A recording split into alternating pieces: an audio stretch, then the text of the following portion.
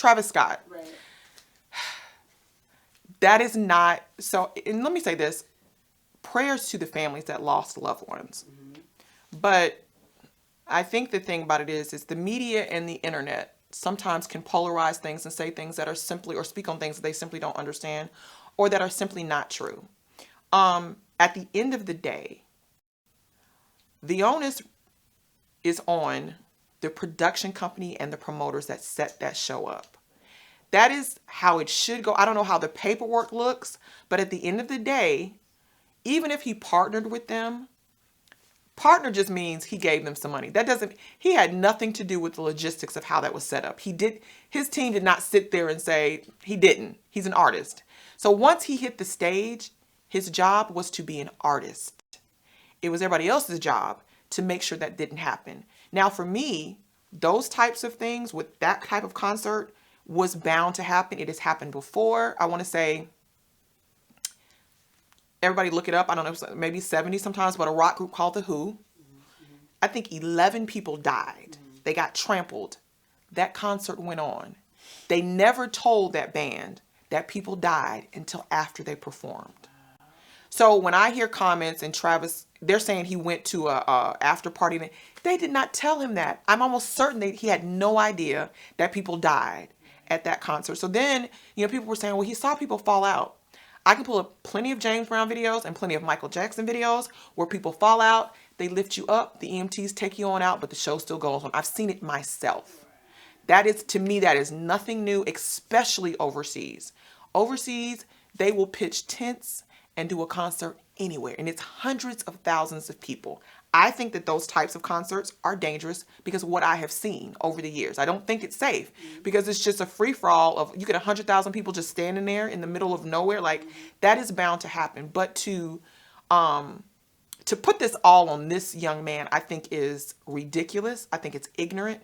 And I think that people just don't understand how that is set up. And I heard interviews with his attorney, and the attorneys that contractually he couldn't stop it. The promoters had to stop that. Like, because if he had stopped it, then they could have sued him. Like, it's a lot of legality in that, however he signed, the contracts or whatever. But generally, that is up to the security that is hired, and that is up to the way that it is set up for them to handle that. And they're like, well, he saw people. And I'm like, he saw people passing out. Like, how is he to know that they're dying? Like that. And I just think it's ridiculous because it's the amount of, you're on a stage that's 15 feet up in the air. You have in-ears in. There's smoke. There's pyro. There's lights. Come on, y'all. Like, there's no way that you have a full grasp of what is going on when you see. And they were like, well, people were yelling at him to stop. And I'm like, but it was 100,000 other people yelling at him to keep going. Like, y'all really think he could decipher all the time what was going on? It's just ridiculous to me. I think it's so unfair. And I think that we have to stop putting our mouths on things that we have no experience in. Because I wouldn't have responded to people if I had not experienced. No, I wasn't there. But I do know how that works. And I know that didn't sound right. Like, I was like, something about this doesn't even sound right, because I've been at concerts where people have gotten hurt.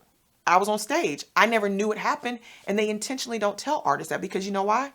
That promoter wants you to keep performing so they can go and get their money. They don't want nobody to ask for their money back. And they want the show to go on. They knew better than that. Because that's like Live Nation, that's what you do. So you should have, you should have known better. So undoubtedly he'll get sued. I mean, for sure. Because he's on stage and he's the one with the money. Him and Drake have consistently been sued. But the onus really should go on Live Nation and that production company. And I don't know how it's going to come out, in the wash when it's all said and done, because the instance that I gave you with the Who, they were sued after that. I don't know if they won. I don't know. Because a lot of times, it doesn't even get to court. They're just going to pay plaintiffs out. And judging from who Travis Scott seems to be with all of his charitable work, he's probably just going to pay these people. Because it just seems like that's who he is. And so when people were coming to me like, well, he did this and he did, I said, I'm not going to villainize this young man when I don't know all the facts. I just do know how it works. And I said, it's a polar, it's an opposition of who he seems to be as it pertains to helping people. Because it's like there's a scene where when he does see somebody pass it, he stops the show and he's like, y'all, somebody needs help over here. So you mean to tell me he just stopped the show and then he was like, I don't care about everybody else that faints and dies? Like, I just think it's ridiculous. And I just think that he's at the top. So we're going to go in on him. But a lot of people speak and they just don't know how it works. And I understand that Live Nation's trying to save their necks, but I find it like not really cool that you haven't spoken up. You know.